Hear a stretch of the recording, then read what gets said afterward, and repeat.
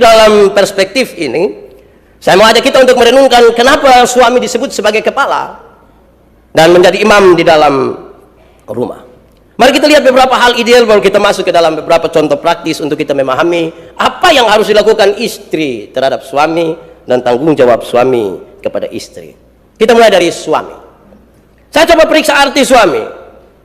Dan kamus memberi penjelasan bahwa suami itu, dengar, suami itu adalah seorang pelaku bukan penonton.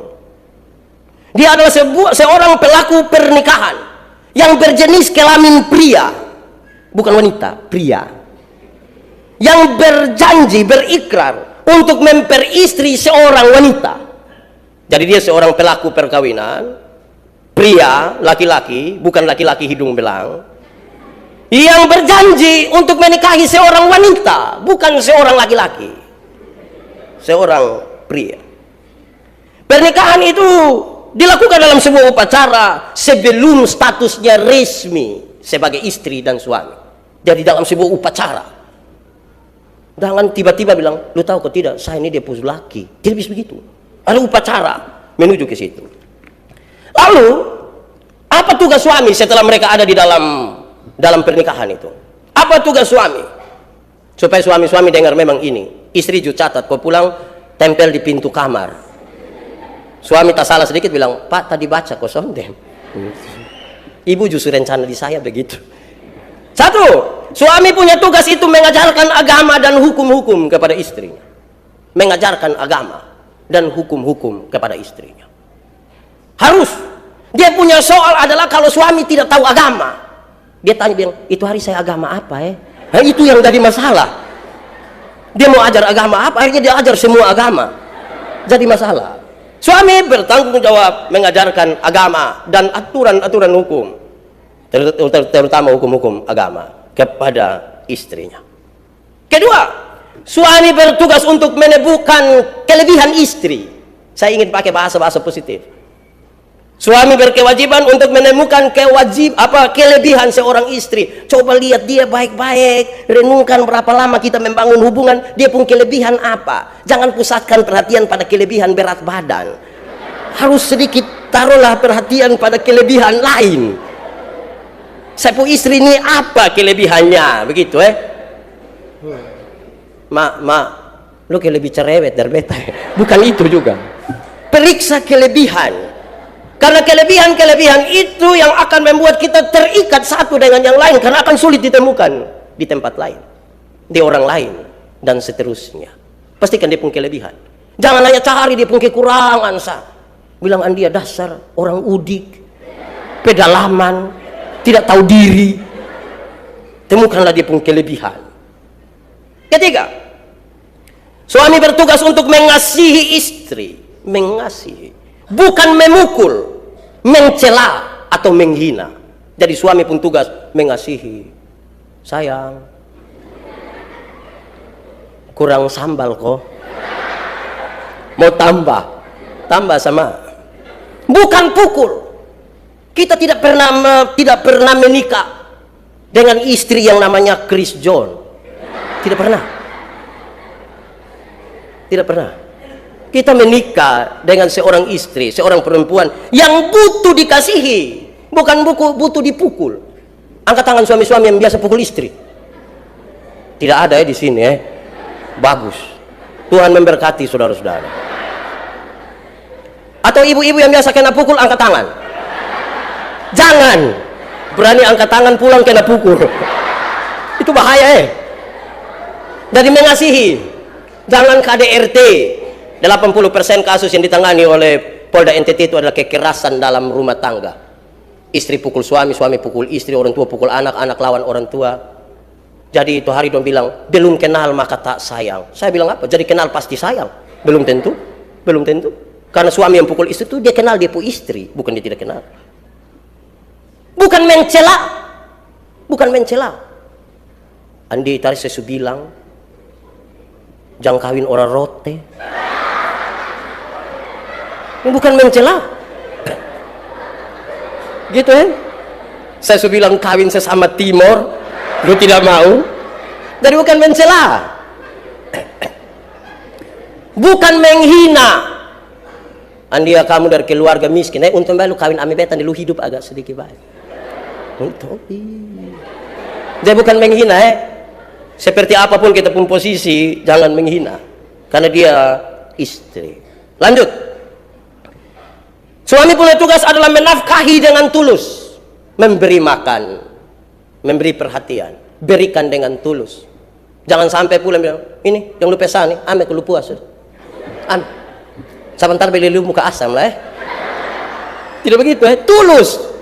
Tulus dikasih bikin kejutan. Suruh mama keluar terus taruh babah di dalam kamar bersengaja bikin tidak tahu.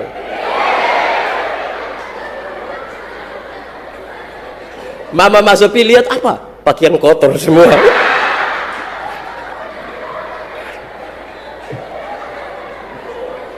Menafkahi dengan tulus. Jadi suami-suami tolong nafkahi istri.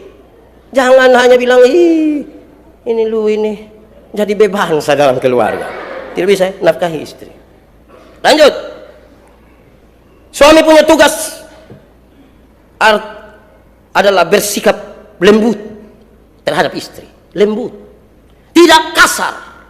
Tidak keras. Beda dengan pukul ini. Jangan panggil istri, "Woi!"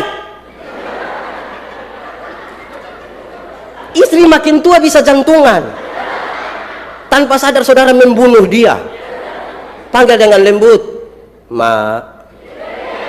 Terus mak kurang dengan "Ma." Lebih, tapi mulai dengan lembut. Kelembutan itu penting.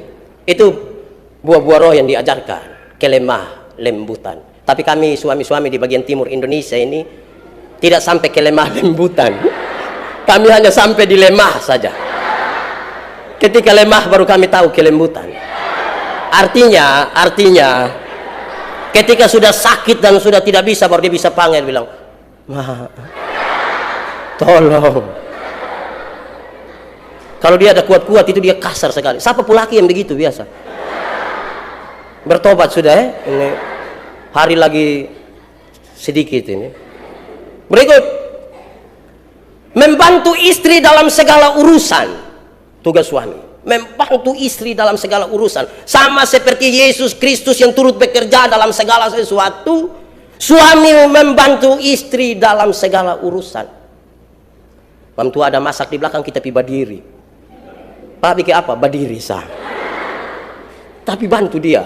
Pergi. Memelihara kerahasiaan diri dan istrinya. Suami punya tugas adalah memelihara kerahasiaan diri dan istrinya. Jangan cerita. Ini papa don juga kadang-kadang gosip. Sekumpul 2-3 orang dia bilang, "Lu tahu kosong deh." Kalau mulai begitu tuh bahaya.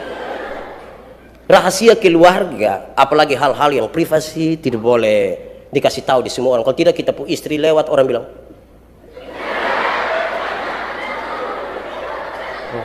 dia berhenti, menjaga. Itu suami pun tugas. Berikut, ini dia pun poin ada 20 kok. Suami punya tugas adalah setia. Bila perlu tiap hari menyanyi setia-setialah.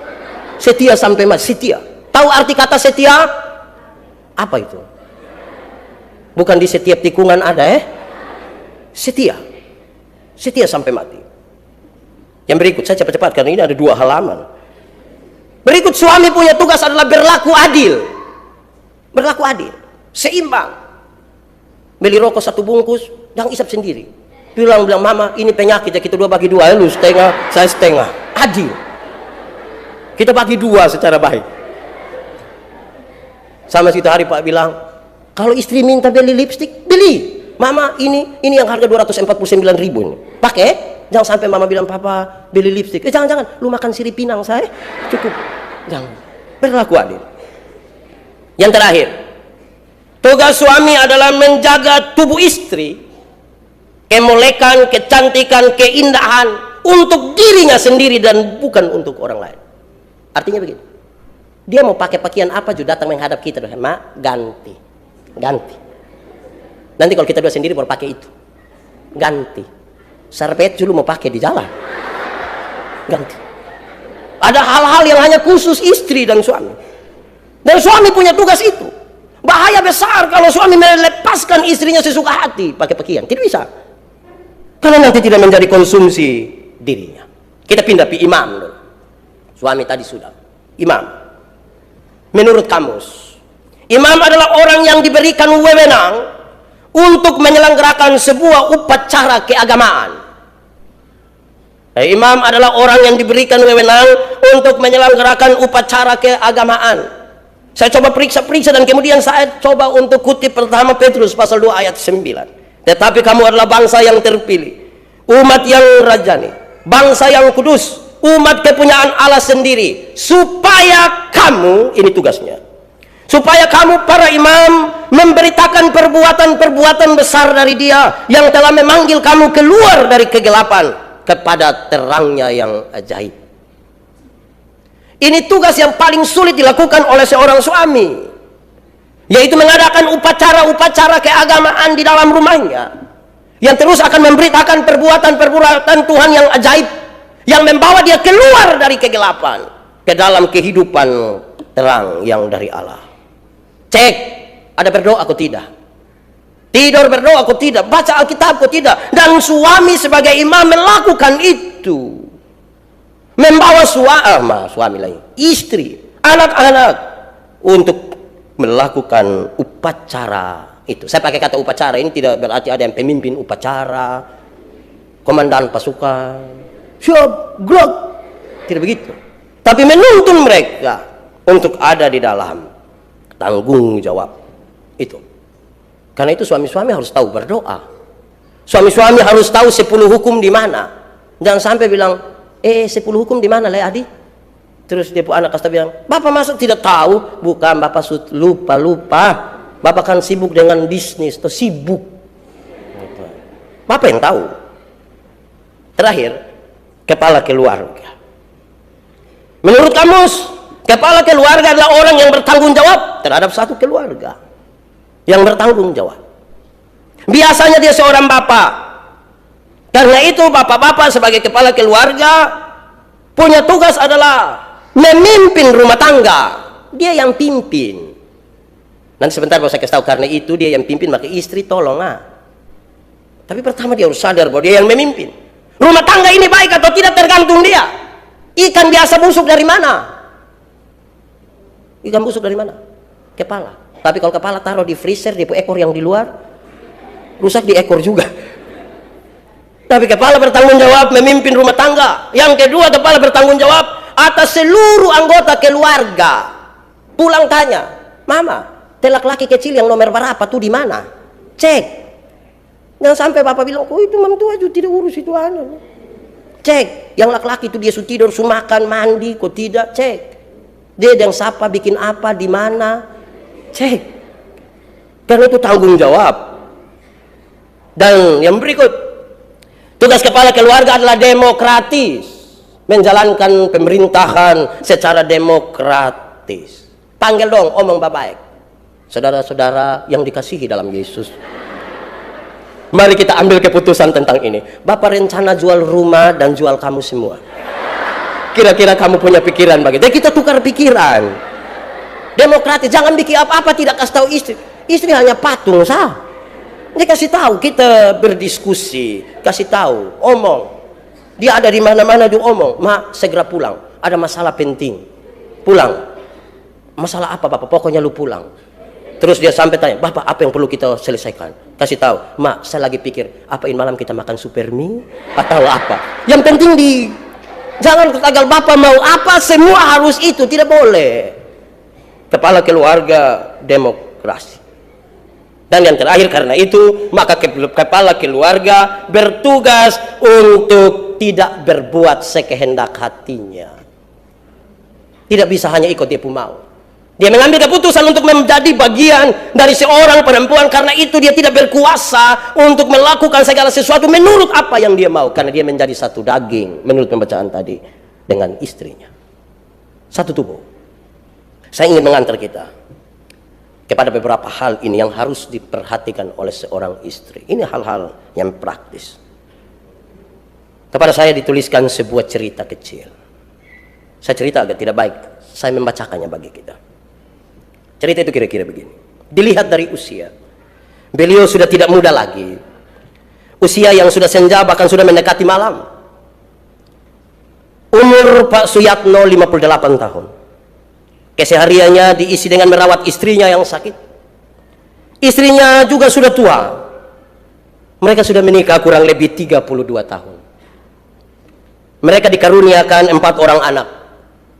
Disinilah awal cobaan menerpa mereka. Setelah istrinya melahirkan anak keempat, tiba-tiba kakinya lumpuh dan tidak bisa digerakkan lagi. Hal itu terjadi selama kurang lebih 2 tahun.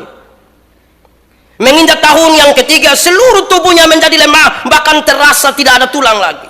Lidahnya pun sudah tidak mampu digerakkan lagi.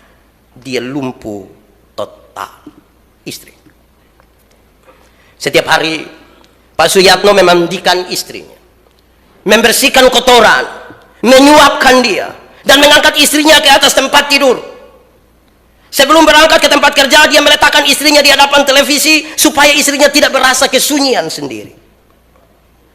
Walau istrinya tidak dapat berkata-kata, tetapi dia selalu melihat istrinya dengan tersenyum. Dan Pak Suyatno masih berasa beruntung karena tempat kerjanya tidak begitu jauh dari rumahnya, dekat saja. Sehingga siang hari dia boleh pulang ke rumah untuk menyuapi istrinya. Petangnya dia pulang untuk memandikan istrinya, menggantikan pakaian, dan selepas maghrib dia temani istrinya untuk nonton televisi, bercerita apa yang dialami seharian. Padahal istrinya tidak bisa bicara. Walaupun istrinya hanya mampu memandang, tidak mampu memberikan respon, tapi Pak Suyatno sudah cukup senang, bahkan dia selalu menggoda dan bergurau dengan istrinya setiap kali menjelang tidur. Padahal istrinya tidak memberi respon. Rutin. Ini selalu dilakukan, bahkan Pak Suyatno melakukan ini lebih dari 25 tahun. Dengan sabar dia merawat istrinya, bahkan sambil membesarkan keempat buah hati mereka. Sekarang anak-anak mereka sudah dewasa, tinggal bungsu yang masih kuliah. Pada suatu hari, keempat anak Pak Suyatno berkumpul di rumah orang tua mereka sambil menjenguk ibunya.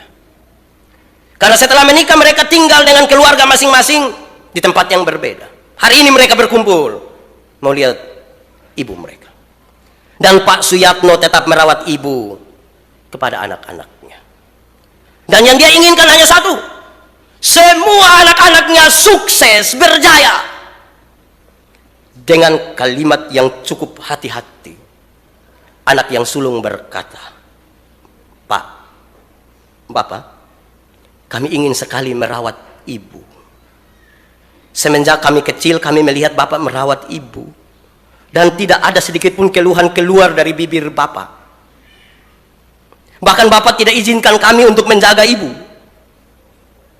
Dengan air mata berlinang anak itu melanjutkan kata-katanya. Dia menangis, dia berkata, "Sudah yang kali keempat kami mengizinkan Bapak menikah lagi.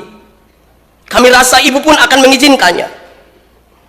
Bila Bapak akan menikmati masa tua dengan berkorban seperti ini, kami sudah tidak sampai hati melihat Bapak kami seperti itu. Pak, kami berjanji akan merawat ibu dengan sebaik-baiknya secara bergantian kami semua," ujar anaknya yang sulung merayu bapaknya. Pak Suyatno memberi jawab hal yang sama sekali tidak pernah diduga oleh anak-anaknya. Dia bilang begini, "Anak-anakku, jikalau hidup di dunia ini hanya untuk nafsu, mungkin Bapak akan berkawin lagi. Tetapi ketahuilah, dengan adanya ibu kalian di samping saya, itu sudah lebih dari cukup. Itu sudah lebih dari cukup. Dia telah melahirkan kalian." Sejenak kerongkongannya tersekat, tertahan di sini. "Kalian yang selalu kurindukan hadir di dunia ini dengan penuh cinta yang tak dapat dinilai dengan apapun. Coba kalian tanya kepada ibumu, apakah dia menginginkan keadaannya seperti ini? Coba kalian tanya, apakah dia mau dia lumpuh seperti ini?" Kalian menginginkan bapak bahagia? Apakah batin bapak dapat bahagia meninggalkan ibumu dalam keadaannya seperti sekarang ini? Kalian menginginkan bapak yang masih diberi Allah kesehatan yang baik, dirawat oleh orang lain? Bagaimana nanti dengan ibumu yang sakit? Lalu meledaklah tangis anak-anak Pak Suyatno. Mereka menangis semua. Mereka pun melihat butiran-butiran kecil jatuh di pelupuk mata ibunya. Rupa-rupanya ibunya juga mendengar. Dengan pilu dan sedih ditatapnya mata suami yang sangat dicintainya itu. Sampailah akhirnya Pak Suyatno diundang oleh salah satu stasiun televisi swasta untuk menjadi panel jemputan acara bimbingan rohani. Dan juru acara pun mengajukan pertanyaan kepada Pak Suyatno. Kenapa Bapak mau bertahan lebih dari 25 tahun untuk merawat istri yang sudah tidak mampu berbuat apa-apa lagi? Ketika itu Pak Suyatno pun menangis. Tamu yang hadir di studio yang kebanyakan kaum ibu pun tidak mampu menahan haru. Mereka menangis. Disitulah Pak Suyatno bercerita. Jika manusia di dunia ini mengagungkan sebuah cinta, tapi dia tidak mencintai karena Allah, maka semuanya akan luntur. Ulangi. Jika manusia di dunia ini mengagungkan sebuah cinta, tetapi dia sendiri tidak mencintai karena Allah, maka semuanya akan luntur. Semuanya akan luntur. Saya memilih istri saya menjadi pendamping hidup saya. Sewaktu dia sehat, dia pun dengan sabar merawat saya, mencintai saya dengan penuh hati dan batinnya, bukan dengan mata kepala semata-mata. Dan dia beri saya 4 orang anak yang lucu dan baik-baik. Sekarang mereka berhasil. Sekarang dia sakit berkorban untuk saya karena Allah. Dan itu merupakan ujian bagi saya. Sehat pun belum tentu saya mencari penggantinya. Apalagi kalau dia sakit. Setiap malam saya bersujud. Saya menangis. Dan saya mengadu kepada Allah. Supaya meringankan penderitaan istri saya. Dan saya yakin. Hanya kepada Allah tempat saya mengadukan rahasia dan segala kesukaran saya. Karena hanya dia yang mendengar saya. Dalam kesedihan dia itulah, dia tidak pernah bilang kepada istrinya yang sakit. Dia bilang kepada Tuhan. Ketika suami-suami ideal seperti itu, inilah yang diharapkan oleh kitab suci, yang meminta untuk suami-suami seperti Kristus, kepala jemaat. Dan karena itu, apa yang harus dilakukan sekarang? Nah, kita terlalu sedih lah. Kadang-kadang ada faktor, ya senyum sedikit dulu. Hidup ini jangan susah-susah. Baca ini baru dong ingat dompu suami. Dong ingat dompu istri, tadi tidak. Oke. Ada faktor yang bisa membuat kadang-kadang istri tidak taat kepada suami. Padahal Alkitab tadi berkata dalam konteks itu, dialah kepala. Faktor itu yang pertama adalah kedudukan sosial istri lebih tinggi dari kedudukan suami. Suaminya tidak ada kerja, istrinya punya pekerjaan. Kedudukan sosial ini kemudian menggantikan, seolah-olah dia yang mengatur semua.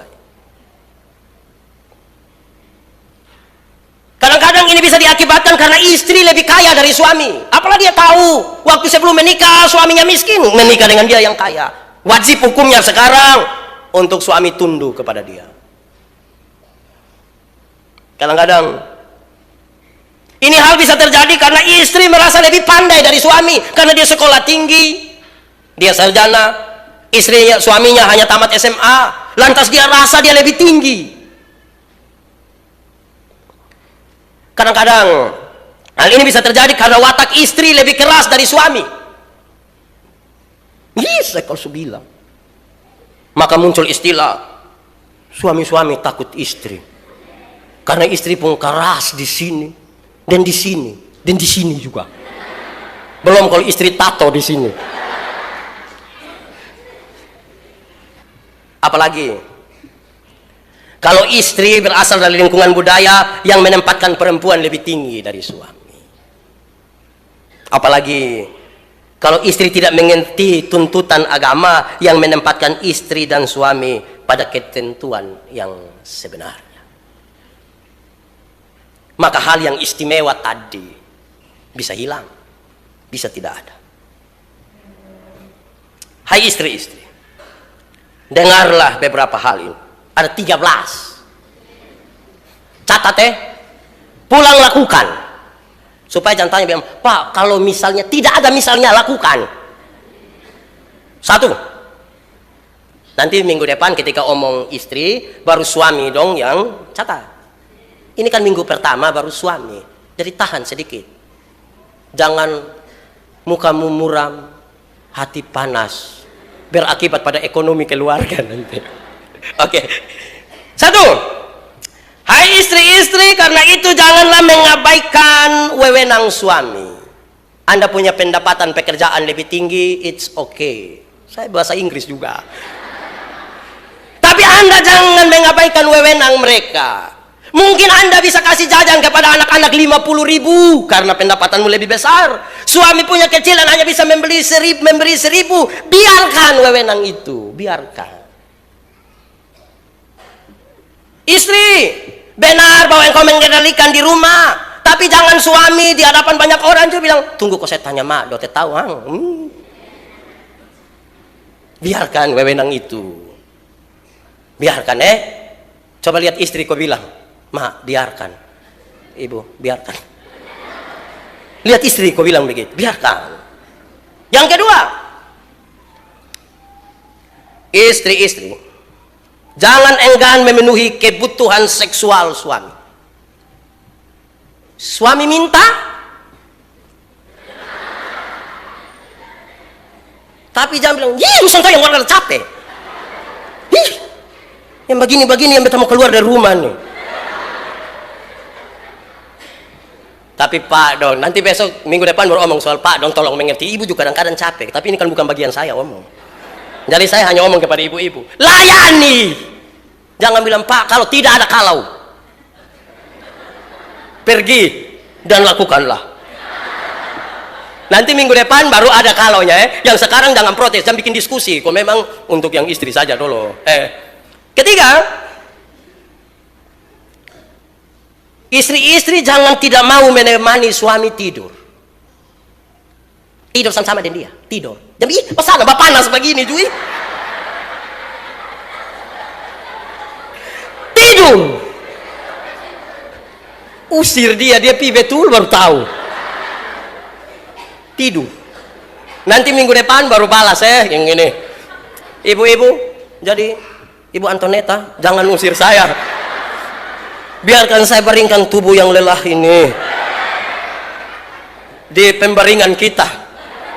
Tidur.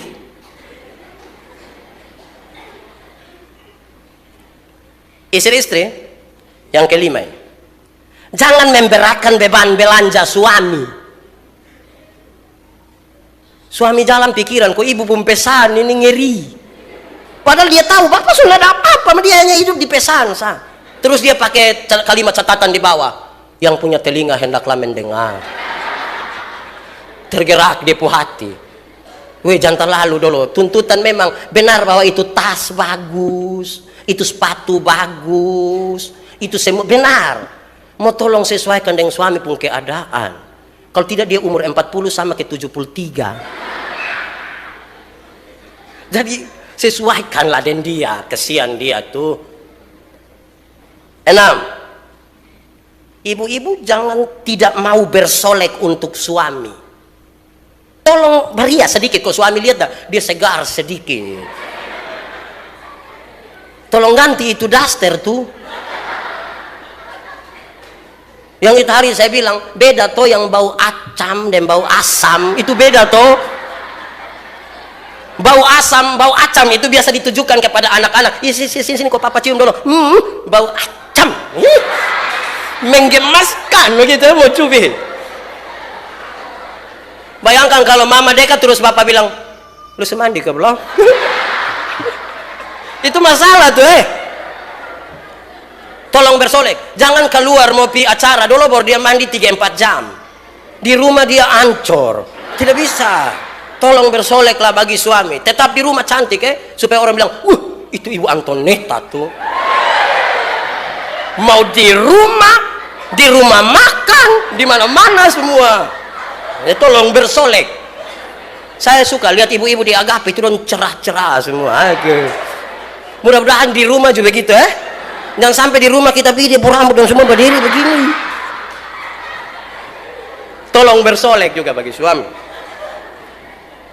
Berikut, istri-istri, jangan merusak kehidupan agama dari suami. Jangan merusak kehidupan agama suami. Jangan. Istri dukung. Kalau suami mau berdoa, istri dulu deh anak-anak selalu pipi tepeta dan kemarin cuci pakaian. Dukung. Jangan bikin rusak dia. Dukung. Dia mau pergi ibadah kaum bapak, dukung. Bapak beta antar, beta tunggu deh Om Simon don di luar, bapak ibadah. Tapi dukung dia. Jangan bapak mau pergi ibadah kita bilang jangan lu tiap hari di luar sah. Dukung dia ibadah, pi. Tapi jangan pipi terus. Ingat pulang juga. Jadi istri jangan dulu bab tua rajin ibadah, sekarang tanggal kawin ame dia. Kita tanya 2 tahun dia datang 4 kali. Jangan, dukung. Yang berikut, ke-8. Istri-istri jangan menyampingkan. Itu kalimat kepususan lah Jangan geser kepentingan suami. Suami dahulu. Anak-anak, kamu jangan makan biar papa sayang makan. Jangan geser kepentingan suami. Suami tetap harus diperhatikan. Karena laki-laki juga ingin dimengerti. Bukan hanya perempuan. Laki-laki juga ingin dimengerti. Saya juga minta dimengerti. Ke-9. Ibu-ibu dengar. Jangan keluar rumah tanpa izin suami. Kesal. Pak, mama ada main futsal nih.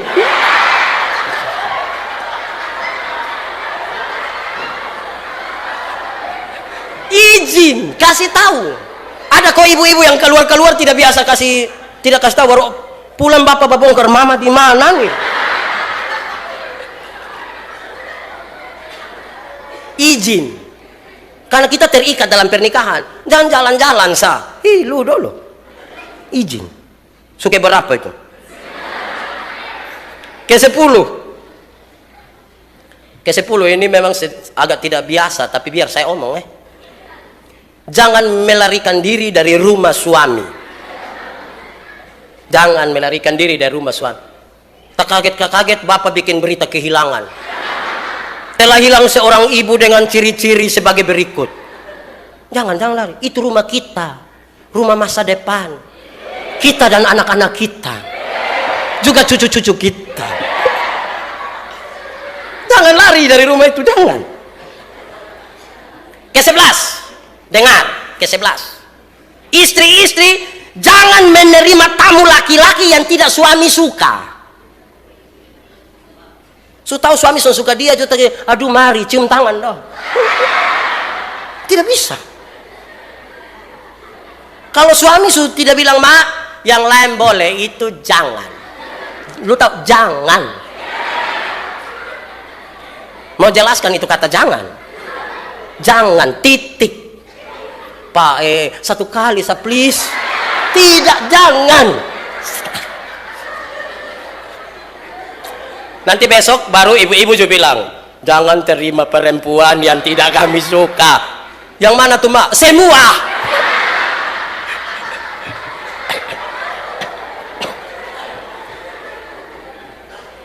Ke-12. Ini semua terakhir. Ke-12. Ini hari gereja lama. Lagu saya 8. Khotbah 3 jam. Pulang langsung pakiau habis. Ke-12.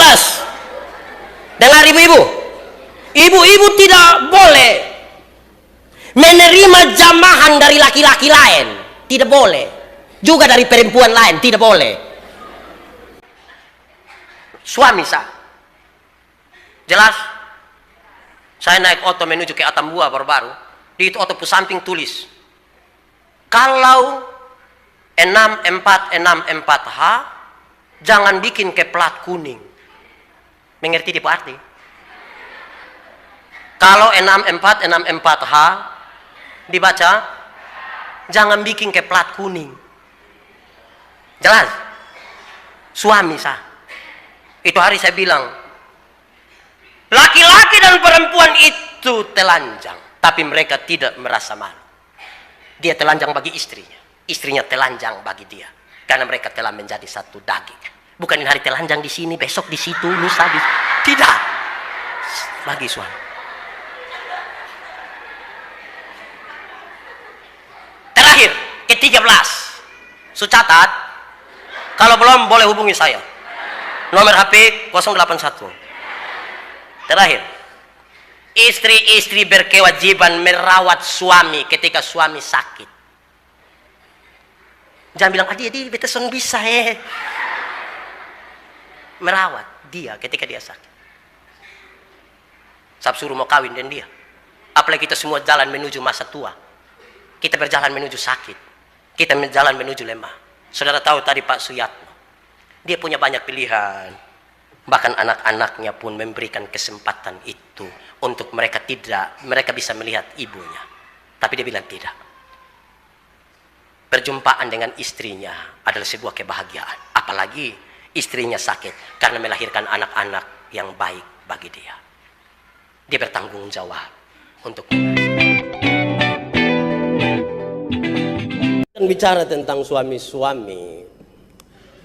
Tetapi ketika mempersiapkan khotbah ini dan saya baca ini berita warta gereja ini, minggu depan yang akan berkhotbah Ibu Pendeta Ina. Saya ingat betul satu kisah dari Pak Pendeta Ande Ina. Dia cerita ke saya. Ketika melihat kita punya liturgi, ketika mau pasang cincin itu tertulis begini, aku mengambil engkau sebagai istri yang sah dan memberikan cincin ini sebagai tanda. Dia izin kepada pendeta untuk dia rubah sedikit kalimat itu. Dia mengucapkan 3 kalimat yang menarik. Yang pertama, Pak Pendeta mengucapkan begini, aku mengasihimu walau apapun terjadi. Ulangi, aku mengasihimu walau apapun terjadi. Yang kedua, aku memegang engkau dengan kasih, walau kasih itu sudah tidak kudapat lagi. Dan yang ketiga, aku mengiringimu dengan kasih, walau kasih itu sudah tidak kurasakan lagi. Saya tanya, itu dia pun maksud apa? Bab tua bilang begini, aku mengasihimu walau apapun terjadi.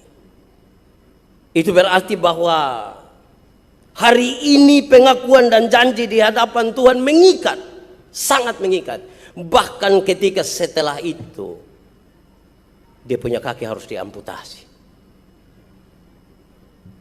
Ketika setelah itu dia mengalami satu penyakit yang begitu dahsyat, yang ternyata dia sudah bukan lagi seperti yang saya lihat hari ini. Tetapi karena janji hari ini, aku mengasihimu walau apapun terjadi. Apapun terjadi. Saya pikir betul waktu janji nikah itu semua masih bagus-bagus 30 tahun kemudian parah. Tapi apapun terjadi, aku mengasihi. Tapi yang kedua, aku memegang engkau dengan kasih walau kasih itu sudah tidak kudapat lagi.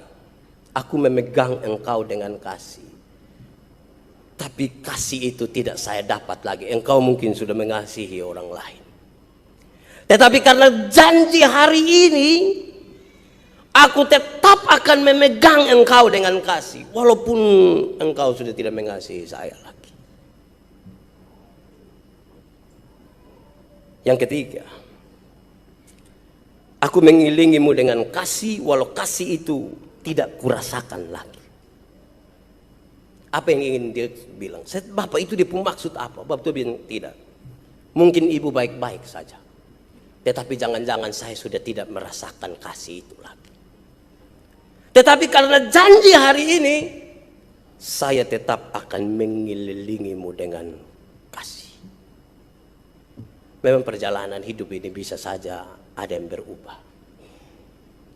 ketika teman lama muncul kembali. Itu di kelurahan LLBK. CLBK Atau mungkin teman baru di Facebook atau apapun. Tetapi karena janji hari ini, aku tetap akan memegang engkau dengan kasih, dan aku tetap akan mengelilingimu dengan kasih. Jadi ada godaan sesungguhnya untuk melarikan diri. Siapapun suami yang semua melarikan diri, saya kira janji ini baik untuk kita. Tetapi sekaligus saya mencoba untuk menarik sebuah kesimpulan kecil, bahwa kesetiaan itu sebenarnya bukan soal dia. Kesetiaan itu bukan soal dia, tetapi kesetiaan itu soal saya. Ulangi, kesetiaan itu bukan soal dia, tapi kesetiaan itu soal saya. Kadang-kadang karena kita merasa dia tidak lagi memperhatikan kita, kadang-kadang kita merasa bahwa kalau begini tidak bisa, lantas kita menjadikan alasan untuk tidak setia. Tidak, kesetiaan itu soal kita. Janji yang diucapkan di hadapan Tuhan Allah dan jemaatnya adalah janji saya, bukan janji dia. Saya pun janji. Saudara Yandi Manobe, apa pengakuan dan janjimu di hadapan Tuhan Allah dan jemaatnya kepada perempuan yang tangan kanannya saudara pegang itu? Kita berjanji, saya berjanji. Nanti kalau dia janji, itu minggu depan baru om. Ini untuk suami. Kita yang janji, saya yang ucapkan. Itu berarti menyangkut sebuah kesetiaan. Saya yang berubah, bukan dia yang berubah. Karena saya yang ucapkan. Kadang-kadang kita menuntut, kalau engkau begini, saya begini. Tapi kalau engkau begitu, aku pun begitu. Tidak. Ini soal kita, soal saya. Soal pribadi yang mengucapkan janji itu. Kadang-kadang kita menuntut orang lain yang berubah. Kadang-kadang kita menuntut istri yang berubah, bukan kita yang berubah. Saya ingat betul, saya kira saya pernah cerita kepada saudara. Satu saat ada seorang istri ingin sekali mempertahankan hidup rumah tangganya. Tiap hari dong bakalai. Terus istri ini cari seorang guru bijaksana. Bapak guru, ada ramuan kok tidak yang bisa membuat rumah tangga kami tetap aman, sentosa sepanjang masa? Bapak tua bilang ada, tapi di ramuan agak sedikit susah ini. Apa itu Bapak? Ini agak susah. Apa itu?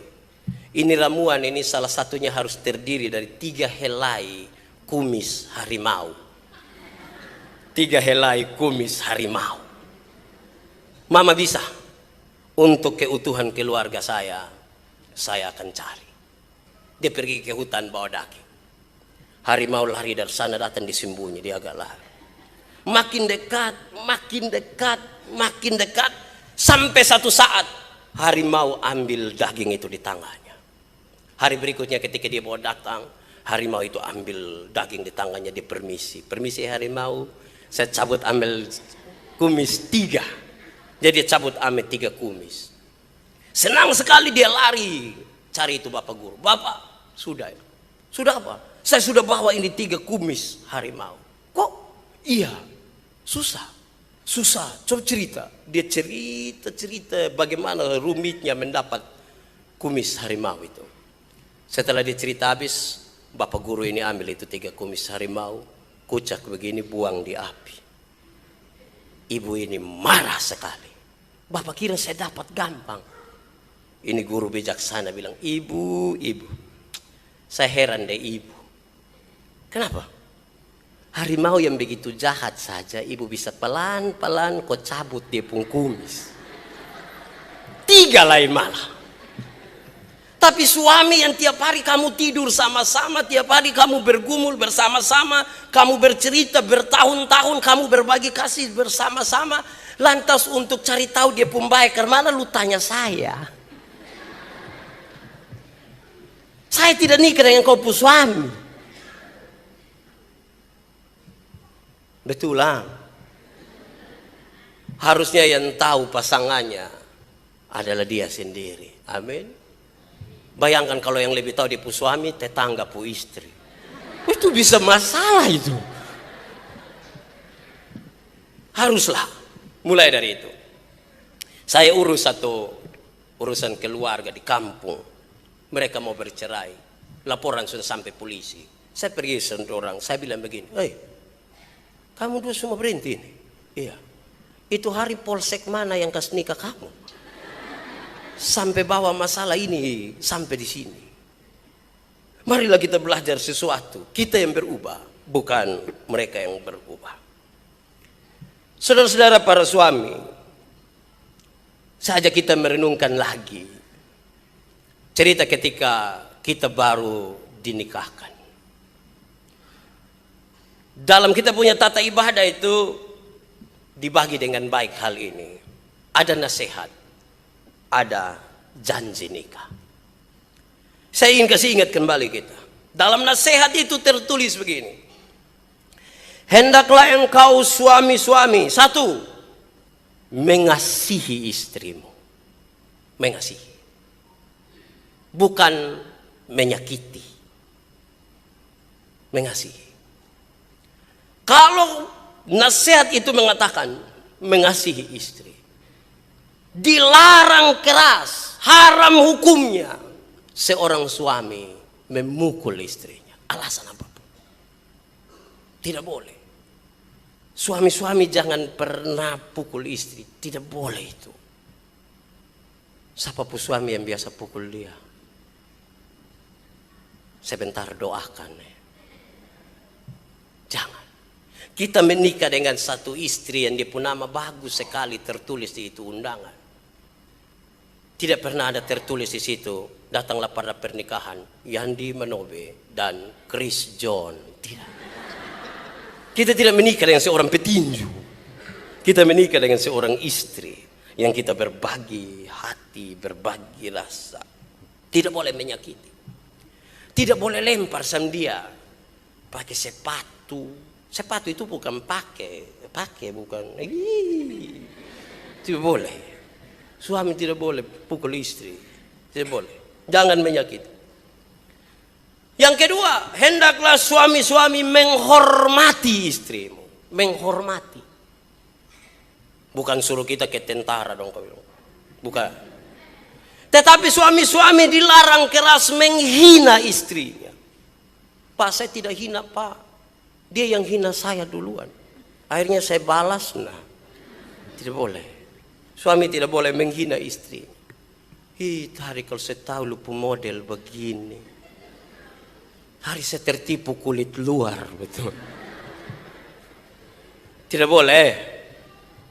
Ada yang sudah mulai perlahan-lahan hina depu istri kok. Kenapa diam?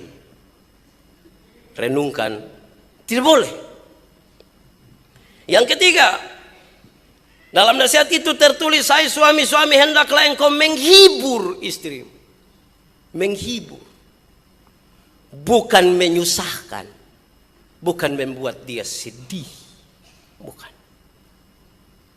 Menghibur. Memangnya saya penghibur? Bukan. Tapi saudara punya kewajiban untuk menghibur istrimu oleh karena dia punya pekerjaan banyak. Ibu-ibu berbeban sekali.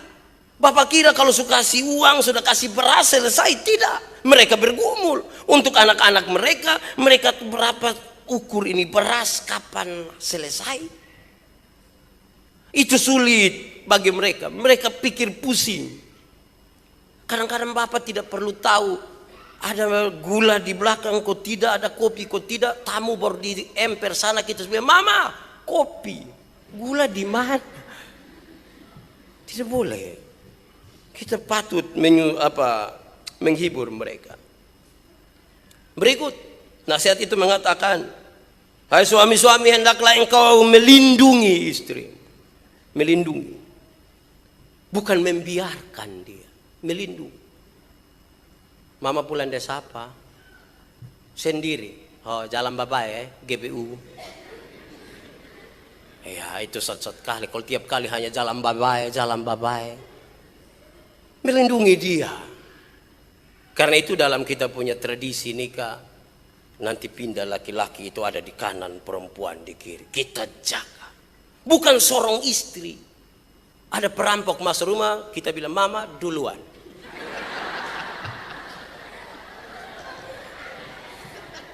Papa urus ini dulu, habis itu. Tidak bisa begitu, kita yang lindungi. Kita yang lindungi. Ada suami ini bergerak sedikit, seorang istri. Tapi memang kita kadang-kadang begitu pamalas ketemu itu orang, kita bilang mama piko, kasih tahu dia bilang. Kita yang lindungi Yang berikut. Nasihat itu mengatakan, hai suami-suami, hendaklah engkau memimpin istrimu. Memimpin. Karena kita kepala rumah tangga itu, kita memimpin. Bukan kita ikut saja. Bukan ikut saja. Tanpa melecehkan apa yang dipikirkan oleh kaum ibu. Tapi kita memimpin mereka. Semua baik. Istri baik, suami baik. Tetapi sebagaimana sebuah kapal, hanya dibutuhkan seorang nahkoda. Bukan karena satu lebih baik. Dan nahkoda itu dalam tradisi kita mengatakan suami yang memimpin. Suami yang memimpin. Bukan ikut saja. Ya, mau omong apa saya ikut saja. Tidak boleh. Kita memimpin. Kita memimpin. Berilah ruang untuk suami-suamimu memimpin. Yang berikut dari nasihat itu mengatakan, hai suami-suami, hendaklah engkau menolong istrimu. Menolong. Menolong itu beda dengan menonton. Mamtua mau setrika ko, mau masak air ko, mau siap minum, siap makan, terima telepon, masih update status. Tolong dia. Mama, biar untuk mama pu foto, saya yang foto-foto saya. Jangan mama lah yang foto lah, setrika lah. Tolong dia sedikit. Kadang-kadang kita suami ini menonton lebih banyak. Lihat dia. Baru kita bilang, istri saya luar biasa. Tolong dia sedikit. Yang berikut dalam nasihat itu mengatakan, hai suami-suami, hendaklah engkau bekerja keras. Bekerja keras. Bekerja sungguh-sungguh. Bukan hanya berharap. Sungguh-sungguh. Bekerja sungguh-sungguh. Kadang-kadang terlalu banyak menonton, kita hanya berharap. Istri usaha setengah mati, kita yang tanya, dapat berapa? Dapat berapa? Kalau istri bilang tidak dapat. Lu bikin apa sah? Tidak boleh. Kita yang bekerja keras. Nanti kalau sebentar ibu juga bekerja keras, ya sama-sama bekerja keras. Yang terakhir, nasihat itu mengatakan hendaklah berdoa. Berdoa. Kalau tidak berdoa itu masalah. Tapi kita pun suami dong kadang tidak berdoa. Pas bagian di mana harus berdoa, suami bilang, lu saya ada kurang enak badan sedikit. Kadang-kadang ibu yang dapat dia punya bagian. Mari kita lanjut. Janji nikah. Ini masih memori kita soal pernikahan. Dalam janji itu tertulis 3 bagian, serius. Dan itu diucapkan oleh para suami.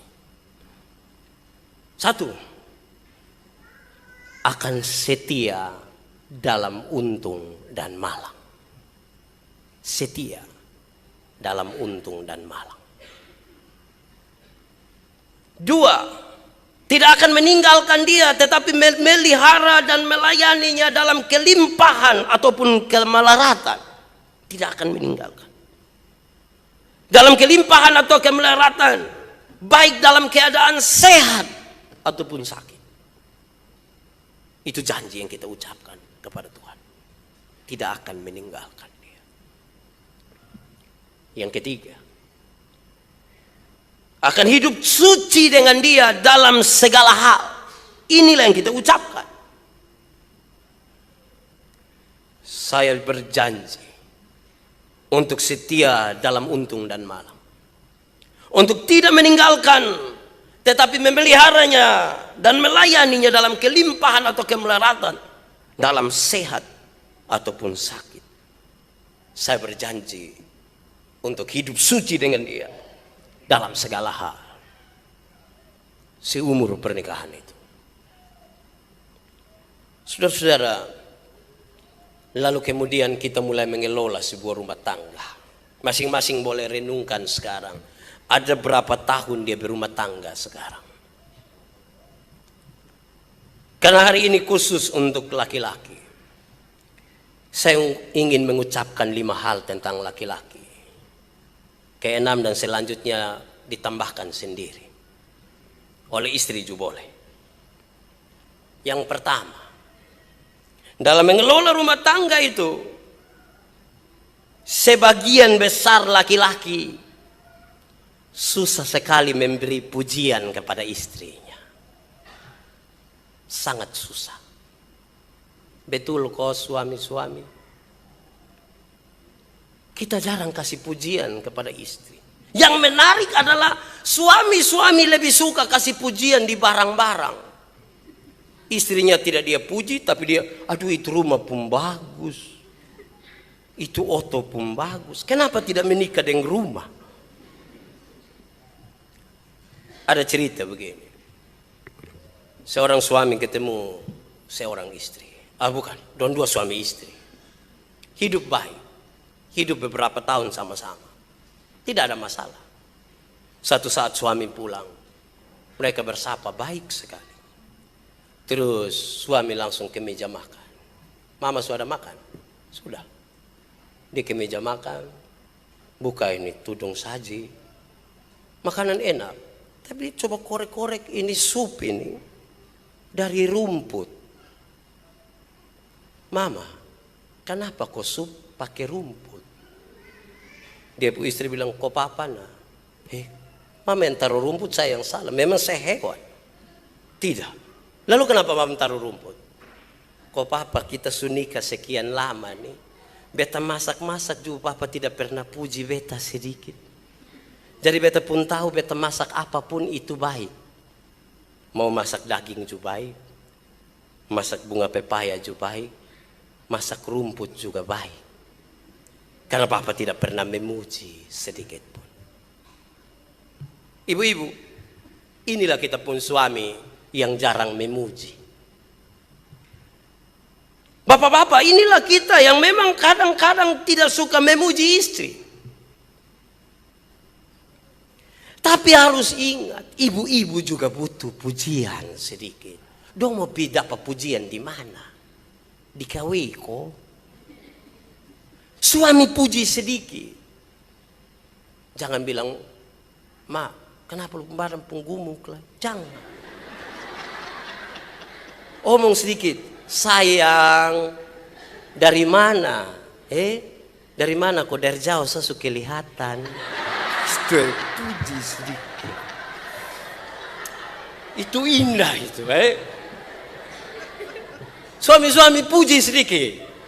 Pulang coba puji. Saudara berani sedikit puji istri, istrimu akan heran. Puji Tuhan, hari ini roh apa naik di sepu suami. Tapi itu terasa akan sangat indah. Waktu masih pacaran kita senang memuji. Hari-hari ini kita gagal memuji. Mari kita belajar memuji istri. Mereka juga butuh sedikit perhatian. Karena wanita memang ingin dimengerti. Enak puji mereka sedikit. Yang kedua, sebagian besar suami, saya bilang sebagian besar suami ini karena ada suami yang tidak. Sebagian besar suami itu takut kalau melihat istrinya menangis. Mereka takut. Coba renungkan 20 detik. Betapa suami-suami itu takut.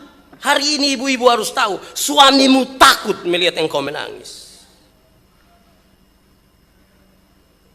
Tapi mereka lupa kalau ibu-ibu banyak menangis ketika mereka tidak ada. Ulangi. Suami-suami itu takut melihat istrinya menangis. Kadang-kadang kalau istri tahu itu, dia menangis ketika suaminya tidak ada. Terus datang lihat ibu mata babangka. Terus kita bilang, "Ma, kenapa itu mata?" "Sonde, tadi apa kok?"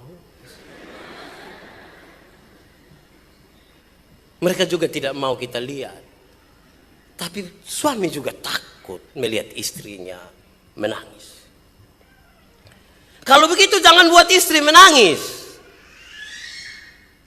Belajar untuk mengasihi dia. Mengasihi dia sampai dia menangis. Aduh Tuhan nih. Pertama dalam sejarah. Tapi kasihi dia. Jangan buat dia menangis. Tapi ibu-ibu, itulah suami. Suami-suami itu memang takut sekali lihat istrinya menangis. Mereka tidak aman kalau istri menangis. Sebenarnya ada hal baik di situ. Dia ibu-ibu berhenti dan bilang, "Lu son pernah pikir sedikit?" Dia pikir. Makanya dia keluar ke jalan saya itu. Ketiga,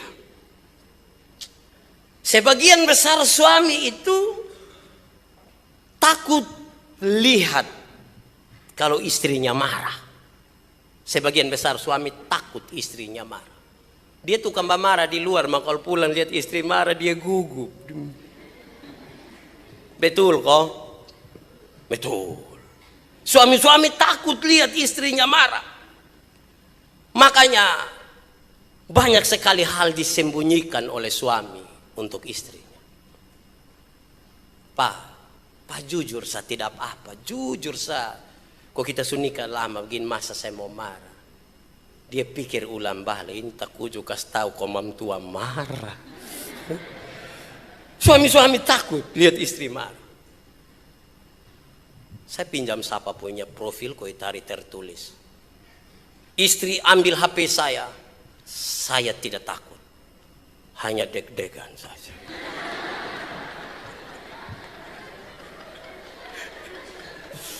Tahu tadi su hapus kok belum nih.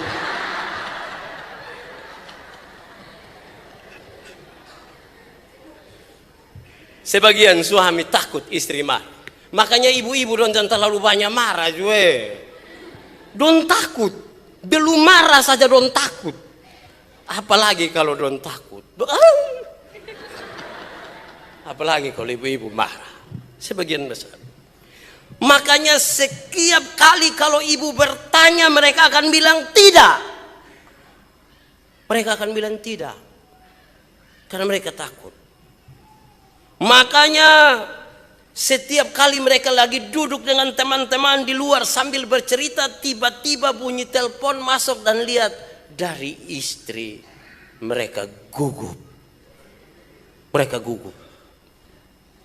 Dan kalau ibu harus bicara, masih lama di situ. Dan dia akan jawab, "Sudah sepulang nih, sudah."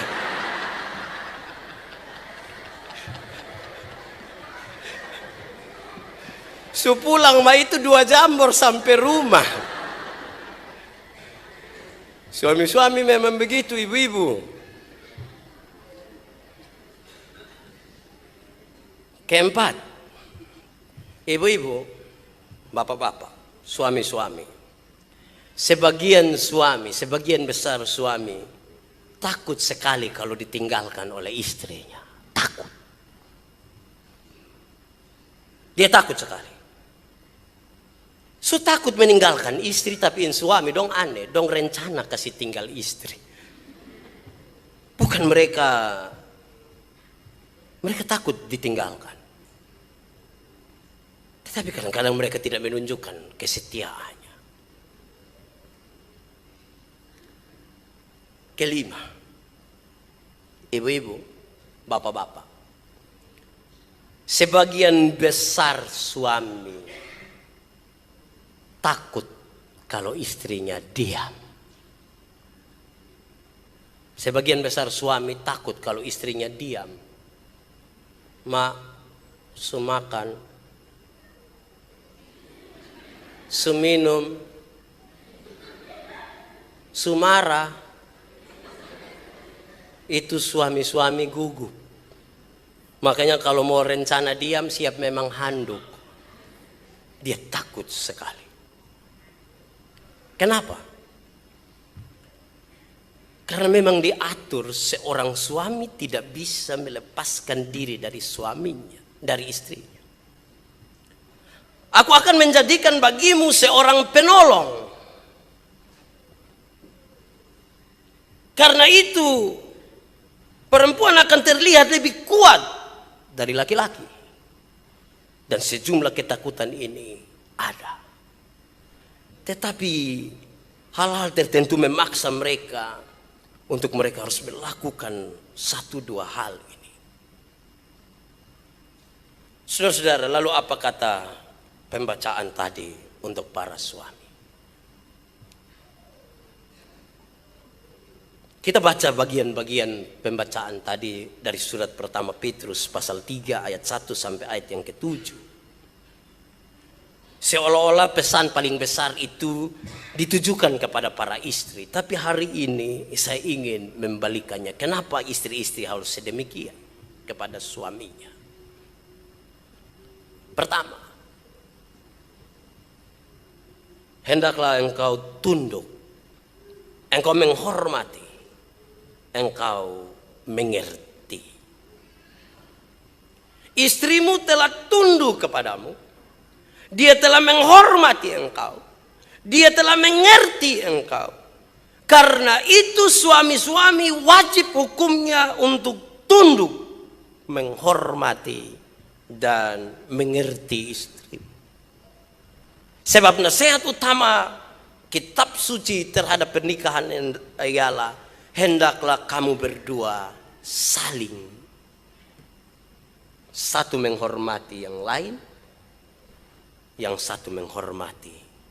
Suami menghormati istri, istri menghormati suaminya. Kita renungkan saudara-saudara, ada banyak hal membuat kita tidak cocok dan cenderung membawa kita untuk saling menyakiti satu dengan yang lain karena kita hidup dalam perbedaan. Kita hidup di tengah-tengah dunia yang sungguh berbeda, satu pun mau lain, satu pun mau lain.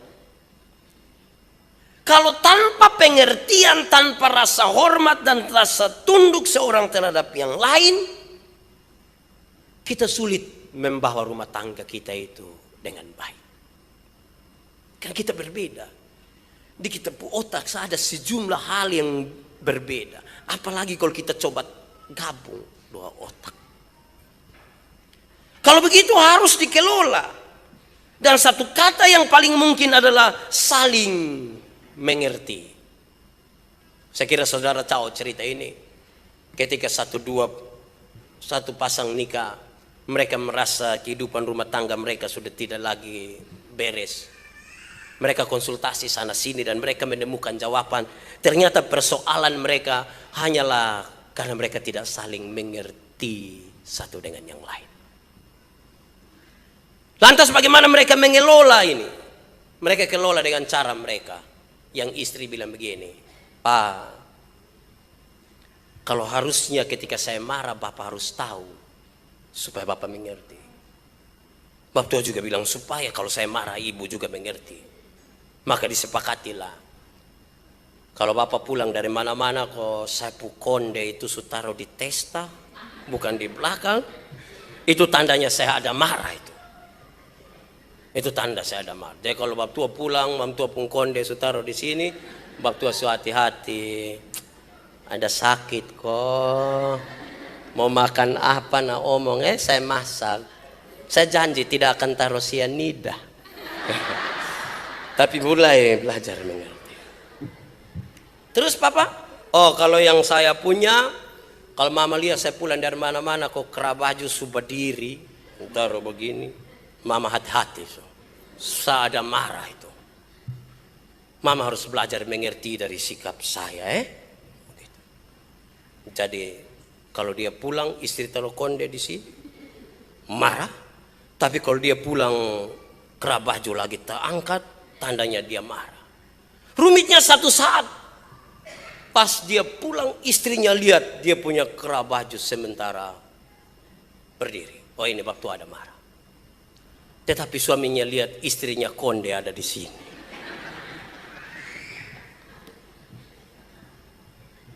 Sekarang saudara-saudara, kalau satu konde dites dan satu kira bajunya sementara berdiri, apa yang akan kita lakukan? Saya tidak tahu jawabannya. Tolong cek istri sendiri, kau tanya. Ada waktu di mana kita sama-sama marah, dan bagaimana penghormatan dan penghargaan itu terus ada. Hanya dua orang yang tahu. Tidak boleh lagi saya kasih tahu. Kami saya juga tidak tahu. Saya akan omong dengan ibu di rumah. Tapi ibumu, engkau yang omong sendiri. Pulang. Tapi juga jangan tiap hari konde di muka kera baju berdiri. Jangan. Itu pertama. Kedua, catatan teks tadi menarik. Merubah tanpa perkataan. Suami-suami, kalau istrimu telah tunduk, taat, patuh kepadamu, dan kalau dia melihat engkau baik, maka oleh karena tanpa perkataan, suaminya bisa berubah.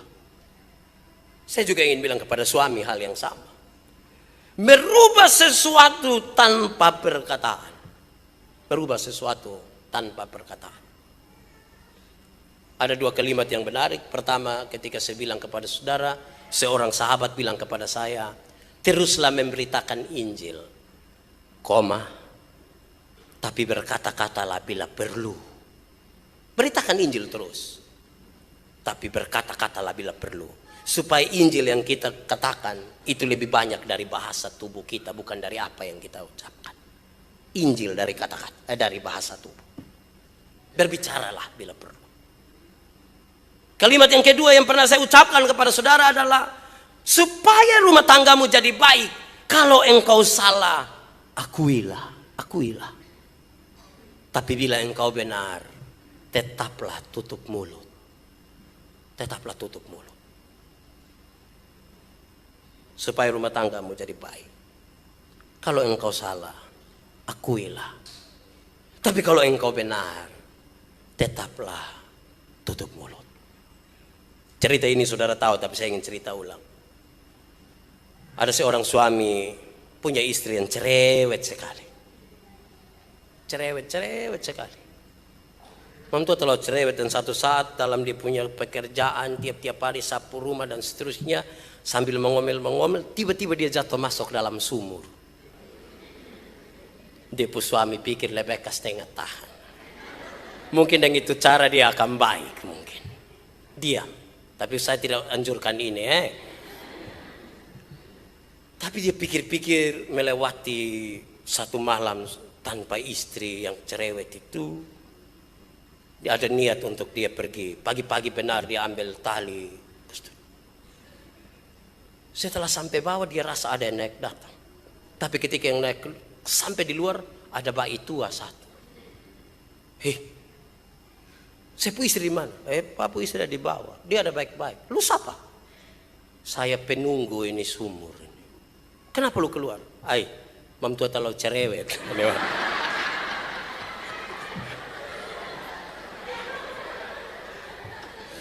Dia pun cerewet itu bikin ini penunggu sumur keluar. Tetapi ketika itu cerewet tidak ada, Anda akan merindukan dia. Amin. Kan itu dia. Rubahlah dengan kata-kata, dengan diam. Kalau dia cerewet memang bawaannya begitu. Perempuan itu cenderung cerewet, laki-laki cenderung pendiam. Sebuah penelitian mengatakan seorang perempuan satu hari bicara seorang laki-laki kalau bicara satu hari kurang lebih hanya 7.000 kata. Tapi seorang perempuan satu hari kalau bicara minimal 21.000 kata. Makanya kalau laki-laki cerewet, mulus saja perempuan. Seolah-olah memang yang. Nah saudara bayangkan kalau pola komunikasi kita setiap kali Kita pulang dari mana-mana, katakanlah kita pegawai, pas pulang ibu mau kasih keluar yang 2.000, ibu datang bilang, "Pak," bab tua bilang, "Tadi di kantor baik kok, lu kepala dinas." Kalau komunikasi kita begitu, jangan marah. Satu saat pulang mama ada di tetangga dong rumah sambil tede-tede kutu begini. Dongkas habis yang 21.000. Biarkan, kita diam. Kadang-kadang kita pulang, ibu-ibu bilang begini, "Bapak, saya tahu Papa capek, tapi Papa dengar ini." Iya, omong so. 1, 2, 3, 4, 5, 6, 7, 8, 9, 10, 11, 12. Memang dia tahu kita capek, tapi dia kepingin omong. Diam sah. Sudah koma. Kalau belum omong lah apa.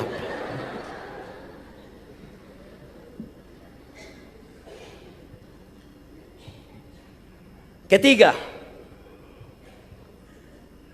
berpenampilan rohani yang baik. Istri-istri, jangan engkau berpenampilan punya segala macam di luar kelihatan baik, tetapi engkau harus berpenampilan rohani yang baik, yang tidak bisa digantikan, yang kekal dan seterusnya. Hal ini juga berlaku bagi suami. Hendaklah engkau menjadi seorang ulama yang baik bagi keluargamu. Karena engkau imam di dalam rumah tanggamu, di mana kata-kata dan perbuatanmu harus sesuatu yang sungguh-sungguh sinkron, yang sejalan antara apa yang kita pikirkan, yang kita katakan, dan yang kita lakukan. Berdoalah bagi istrimu, berdoalah bagi suami, bagi keluargamu, berdoalah bagi anak-anakmu. Sungguh-sungguhlah berpenampilan rohani yang baik. Seorang suami terhadap istri dan anak-anaknya. Bab mama tahu, kalau mau kegiatan di gereja tuh banyak orang, kasih panitia yang bapak-bapak semua. Yakinlah orang banyak. Karena kalau bab tua sudah datang, dia pu istri, anak, cucu, keluarga besar datang. Kan ibu-ibu ragu sekali suaminya sendiri. Tapi berani kita kasih ibu-ibu suami dong, kami dukung sah. Itu berarti ibu-ibu sesungguhnya hanya lihat dari bapak-bapak. Kalau bapak berani panggil ibadah malam, "Hei, sebelum tidur sembahyang." Istri akan begitu. Saudara pernah tahu kok tidak? Karena suami-suami takut istrinya marah. Kadang-kadang cari akal, dong sengaja marah duluan. Istri juga bukan kerja marah-marah saja, kan istri dong juga banyak yang takut kalau lihat dong suami marah. Kalau lihat bab tua mulai muka, dia juga takut, tapi coba kita juga gugu. Kalau begitu maka yang paling aman adalah berpenampilan rohanilah dengan baik. Mama marah sebaik, jangan terlalu kuat, tetangga dong bila apa. Koton dua keluar jalan bagandeng ke son ada masalah. Pal di dalam lu gandeng kuku dong masuk.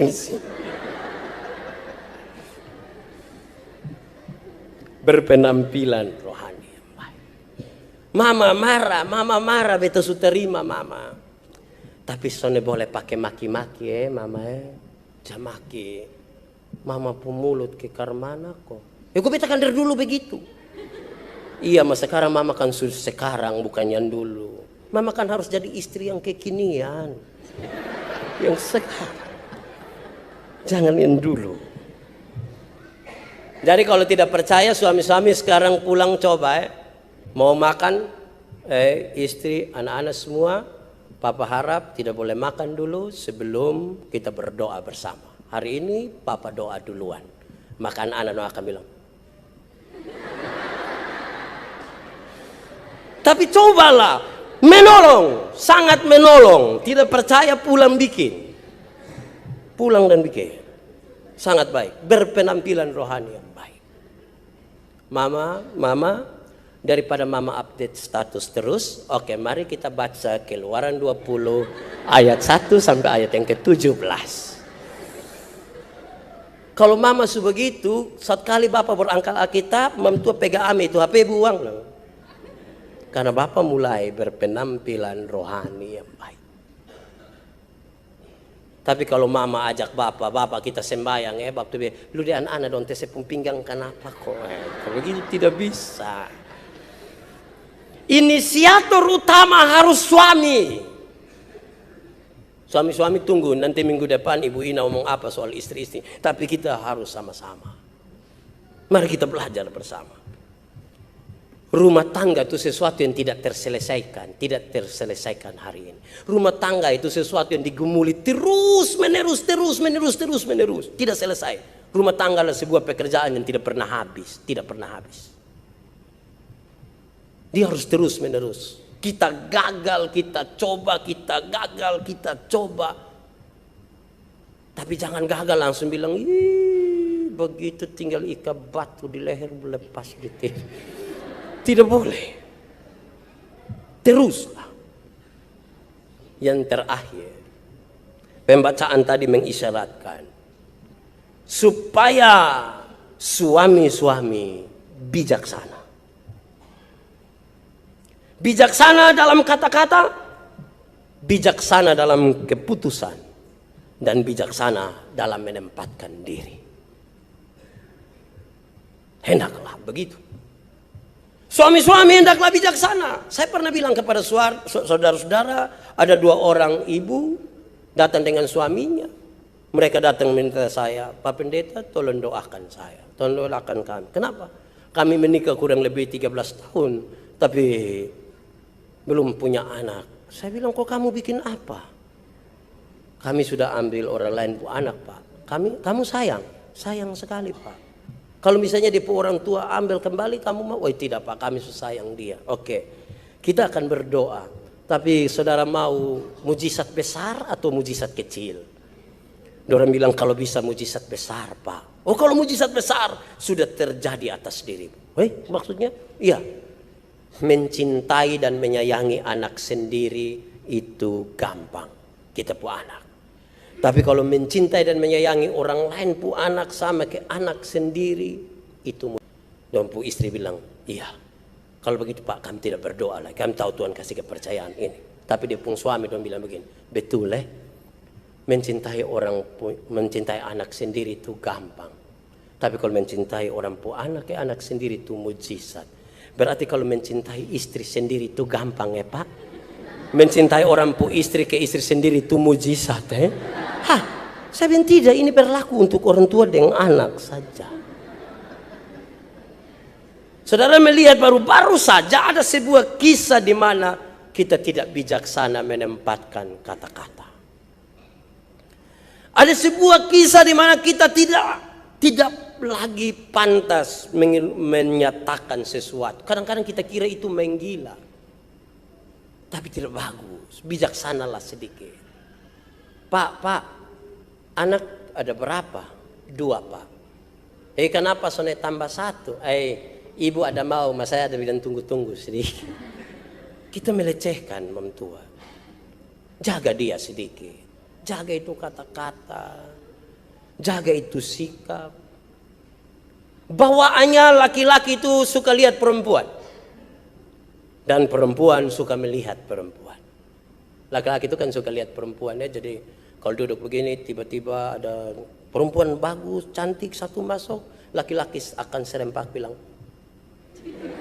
Pasti itu. Tetapi kalau dia sadar istrinya di sebelah, dia pun kepala tidak begini. Mata saya.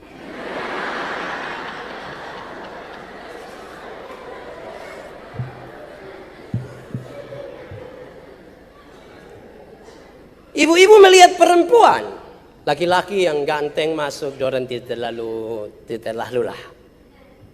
Tapi kalau seorang perempuan yang masuk, Pak, ya, dia pun tas bagus dia pun sepatu lucu Ya lucuan dia saya tertawa, lucu. Kalau kita tidak bijaksana dalam situasi begitu, masalah. Saya pernah bilang kepada saudara, polanya berbeda. Salah satu pola yang berbeda ialah laki-laki itu cenderung cepat lupa.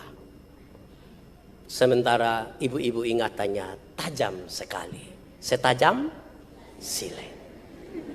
Laki-laki itu cepat lupa. Dia berkunci mobil begini, jalan 30 langkah. Tahu tadi betul kunci otak kau. Cepat lupa. Makanya jangan marah laki-laki kalau di luar itu kadang-kadang dia lupa kalau dia sudah ada istri. Dia lupa, dia cepat lupa. Tapi kalau ibu-ibu ingatannya tajam sekali. Setajam. Kalau ada laki-laki bilang, suami bilang, saya tidak pernah marah saya pu istri. Yang akan protes pertama adalah dia pu istri. Tidak pernah apa? Kok memang tidak pernah? Pernah. Yang mana? Itu hari itu. Yang mana? Yang tahun 1960. Yang mana? Yang waktu itu tuh mama masih hidup tuh yang di ruang sini nih yang mama Dalam pola-pola yang berbeda inilah nasihat firman Tuhan ini serius bagi kita. Saudara, di bagian terakhir dari khotbah ini saya ingin mengajak saudara untuk renungkan sejenak. Kenapa yang saudara nikahi itu adalah dia, bukan perempuan lain? Kenapa? Kenapa? Kok bisa saya nikah dengan dia? Saya pernah pikir. Coba saudara renungkan, kenapa yang kita nikahi dia? Karena sesungguhnya Tuhan tahu untuk orang macam kita ini siapa yang dia kasih. Siapa yang dia kasih. Tuhan tahu. Tapi dia suka bawa masalah. Tidak. Masalahnya ada di kita, bukan di dia. Coba renungkan baik-baik. Masalahnya di kita suami, bukan di dia. Mudah-mudahan ibu-ibu donju sadar bahwa masalahnya di ibu-ibu juga, bukan di kami. Maka rumah tangga itu jadi baik sekali. Karena kita sama-sama merasa masalahnya di kita. Coba saudara renungkan, kenapa bukan orang lain, tetapi kenapa dia? Kenapa ini perempuan yang menjadi pendamping kita, bahkan dia cenderung membawa masalah bagi kita? Coba renungkan.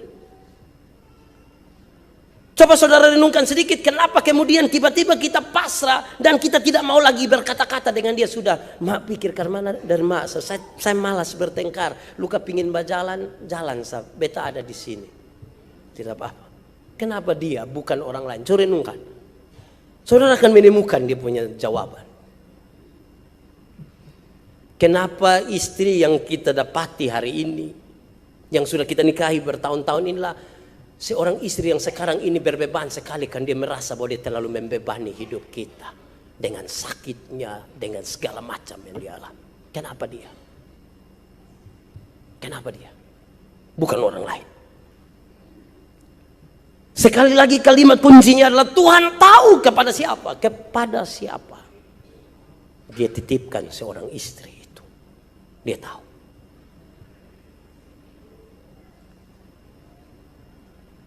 Kita tunduk sejenak.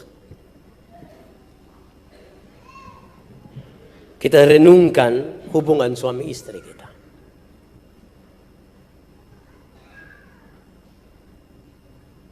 Kita sadar bahwa bertahun-tahun mungkin istri kita diam dan tidak pernah bicara apapun. Bahkan soal kelemahan kita. Kita tahu bahwa kadang-kadang kita merasa kita sudah begitu mengerti dia, tapi dia tidak pernah mengerti kita. Hari ini kita dituntut bukan dia yang berubah, bukan istri-istri yang berubah, tapi kita suami yang berubah. Kesalahannya tidak ada pada dia, kesalahannya ada pada kita. Firman Tuhan menjanjikan dengan sangat pasti, hormati dia. Tanpa kata-kata sebuah persoalan besar bisa dirubah. Berpenampilan rohanilah yang baik. Dan bijaksanalah dalam kata-katamu, tindakan, dalam pikiran.